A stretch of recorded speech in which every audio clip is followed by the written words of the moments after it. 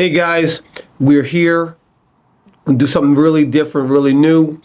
What we're going to do is we're going to focus on sports. We're going to talk about some current events. We're going to talk about the national championship for the women's. We're going to talk a little bit about the Masters. We'll talk a little bit about the Giants. We'll talk a little bit about the Knicks. We're going to current events in sports that's going on. And then down the road, what I will do is I will bring some of my athlete friends in as special guests, and we can pick their brains and see what their thoughts are about the current landscape of what's going on in sports. We'll even talk about, how the kids in college are getting paid and how that affects the sports. Does it change it?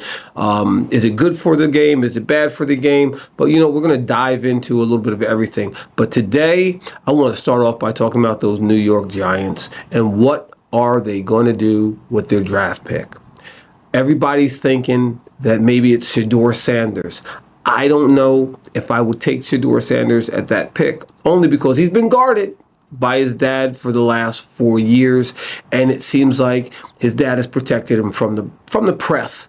And you don't really get a chance to see him get rattled because daddy's protected him. But what I will say is, if he were to come to this New York market, it's tough, because you are not going to be given a break. They are going to get in your ass. When you're bad, you're bad. When you're good, you're going to be praised. When you're bad, people are throwing tomatoes at you when you're walking down Broad Street.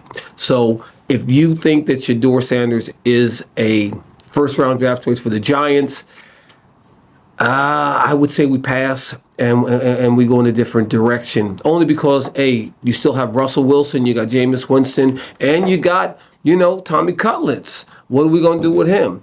He's going to be the third string quarterback at this point. But if you draft the quarterback, he's number 4, so he's back on the practice squad. Now, let me touch on Tommy for a second, because I think he's a great story for a hometown kid. I think, everybody in this area, they support him undividedly. Nobody wants to see this kid fail. Local product does good, but the problems are that you already signed 2 quarterbacks to this roster, veterans. And what that means is they are not going to play 4th string. So somebody's got to be the odd man out. I think it'll be Tommy. I think he had a good run, and I think he would be a good quarterback as a backup. But I don't think he's a first, a starting quarterback.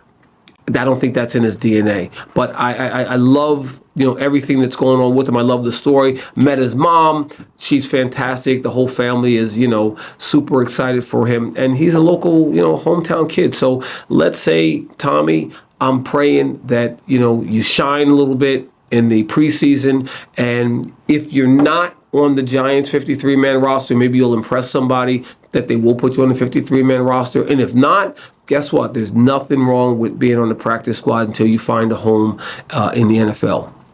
So we're done with that. I got to go to change speeds, because I change at the drop of a dime. I want to talk about Gino Oriana and those, the UConn. I mean, whew. Look at what this man has done.